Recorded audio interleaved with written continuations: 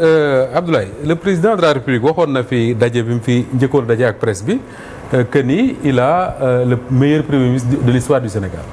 tey mu ne il veut un premier ministre super fort. Un premier ministre super fort mooy lan. mais un premier ministre super fort mooy du li nga xam ne moom la doon gis ci régime yi fi jàll. maanaam un premier ministre comme disait l'autre, c'est un collaborateur du chef, c'est pas un collaborateur du chef de l'État. Voilà. Des premiers ministres totalement assujettis véritablement au président de la République. Premier ministre boo xam ne en réalité lañ ko bindal sax ci charte ndey réew mi maanaam ab phrase la rek xam nga voilà le premier ministre xaw ma ko définir xaw ma nu ñu koy waxeetee. yooyu man jàpp naa ni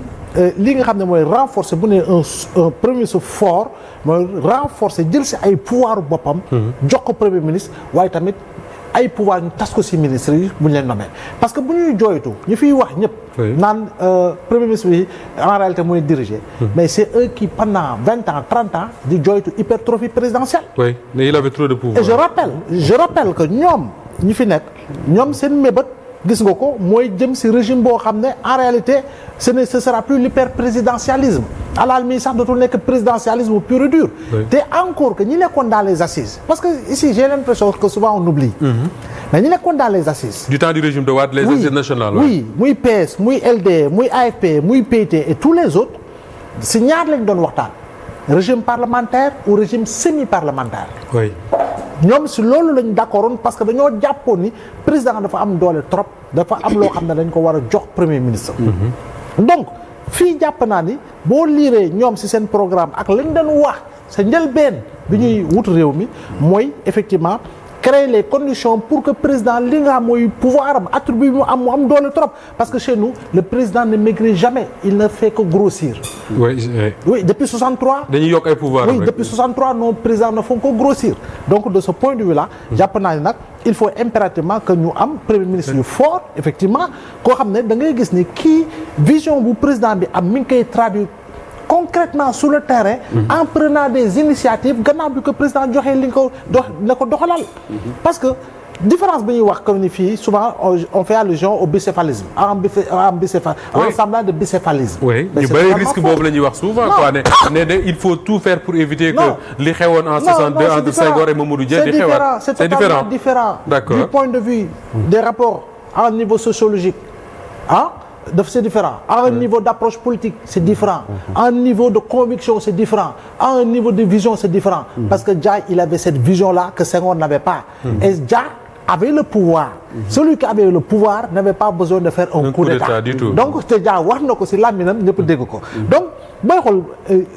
évolution je pense que ñun bu ñu wax des réformes pourquoi réforme bi da ngay xool politicien bi moom réforme bi boo ko nee wootee boo nee waxtaan xam nga bu ñëwee bu toog moom lan la ñuy xalaat code électoral parti yi bu ñu ñëwee toog rek président bu ne ka lañu waxtaan bu ñu ñëwee toog rek ñoom code électoral parce que ce qui les intéresse c'est l'élection ce sont les élections c'est leur participation te jàpp naa ne loolu dafa war a évoluer beneen mbir bi njaga laal fol coof parce que tamit le rappel est toujours bon parce que nous pratiquons la religion des faits xam nga sax dañuy wax que ni non ñii waru ñun wax lu ñu fi fekk parce que nangam je dis encore une fois bu fekkoon da ngay nëbb bëgg liggéey si li nga xam ne mooy maquillage mais tu vas droit à la banqueroute à l'image de la Grèce à l'image de la Grèce lii dal Sénégal dal na Grèce l'autre élément bu ñu fàtte également quelle est la différence président Macky Sall yemul woon rek si ñu Abdoulaye Wade comme ni ko Ndiaga fàttalee il avait dit que les caisses de l'État sont vides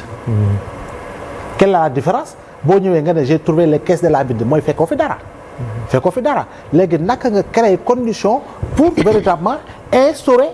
un niveau de confiance avec les partenaires. Très bien alors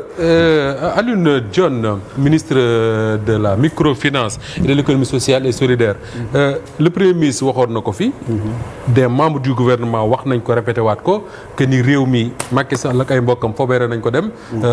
am na sax image yu utilisé woon ne dañu yaakaaroon ne kii lañ nekk rez-de-chaussée alors que ñu ngi 4e sous-sol mais li étonné nit ñi mooy malgré tout ça ces 12 premiers mois du régime de Bassirou Diomaye Faye dañ ko dégg moom ci boppam le président mu wax ko le 3 avril que ni way fay nañ ay dettes sangam def nañ lii la question simple bi nga xam ne profane laa ci wàllu économique yooyu yëpp li may laaj mooy mais ku fekk réew mi dara amu fi. mais nan ngay def pour payer ces dettes là nan ngay def pour continuer à payer des salaires.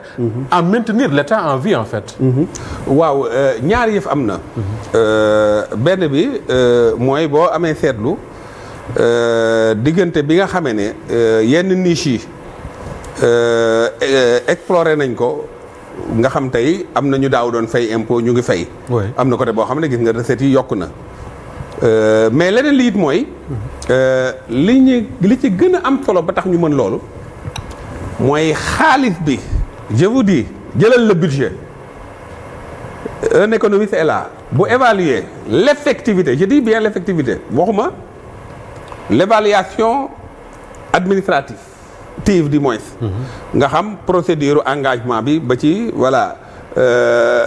ordonnancement bi je ne parle pas de l'évaluation comptable mais quand je parle de l'évaluation de l'effectivité c'est-à-dire boo jëlee le fonds Covid xam nga Covid am na lu ñu génne voilà ñu ne loolu la ñu luubal mais boo jëlaatee ci loola nga xam moo dem ci ay denrées nga xam mënoon nañ ko jaarale rek ci ay voilà ay Orange Money ak yooyu jox leen xaalis bi ñoom ñu dem kii ko ñu dem jëli ko mais boo xoolee fi ñu ko jaarale économiquement ñu préféré dem jënd ceeb ak saabu ak diw ak voilà en réalité la nga xam ne moom effectivement moom la xaalis boobu montant boobu la muy tekkiwu ko ca ka ko jot foofu la problème bi nekk c'est-à-dire bi nga xam ne arrêté nañu déperdition financière yi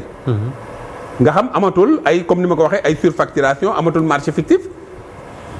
déjà yow boo pertul rek tu gagnes ça c'est un beneen biir mooy am na loo xam ne ñoom ñu ngi koy coow mooy nee nañ ñun ci diggante ñoo leb lu bëri. waaye wax nañ ko. waaw foofu nag ma di la fi leeral leen. yooyu ñu leb c'est-à-dire endettement yi ñu defoon yëpp programme ak projet yu ci bëri dañoo àgg ci maturation te dommage yorewuma kii bi fii. mais dafa am kii yoo xam ne boo àggee ci échéance forcément da nga koy fay. alors loolu ñu fi fekk te ñun balaa ñu mën a dem. qui paye ses dettes s'enrichit. oui ñu def effort boobu rationaliser c'est-à-dire boo jëlee man par exemple gouvernement yi daan ñëw lan la ñuy def da ngay gis ñu jënd ay oto yu bees man oto bi ma yore ni di ci daw. nga xam léeg-léeg mu paan dañuy taaba. mais c'était la voiture de Zahra Iyane Thiam mais rationalisation boobu ñu def dafay tax ñu am as tuut loo xam ne dañ ko mën a régler ci yi nga xam ne moom mooy farata. c'est ça qu'on a procédé par. kon da ngeen di yaxanale fii. waaw ngir yóbbu ko fu gën a nekk farata. exactement. d'accord léegi loolu boo ko agrégé xaalis bu ruusatul c'est-à-dire bu ñu nee 20 francs fii lañ koy def 20 francs boobu daf fay dem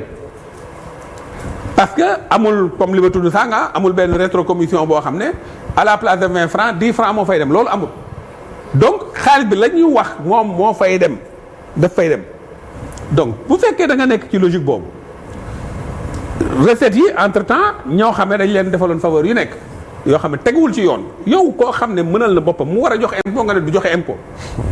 alors ñooñu ñett leen ñu joxe impôt mais yooyu ñu récolté plus maintenant kii yi nga xam ne dafa nekk à terme ñu war ko évacuer c'est ça qui nous a permis ñu fay yenn dettes yi ñu assainir en attendant maintenant ñu dem nag ci beneen niveau c'est ça en fait la situation. d'accord alors loolu lépp Mor Gassama xëy na Pape maa ngi ñëw loolu lépp Mor Gassama xëy na dafay dellu ci baat bu président de la République wax le 3 avril mooy baatu discipline budgétaire est-ce que mën nga ñu expliquer ci wàllu finance nan la ñuy mesurer que ni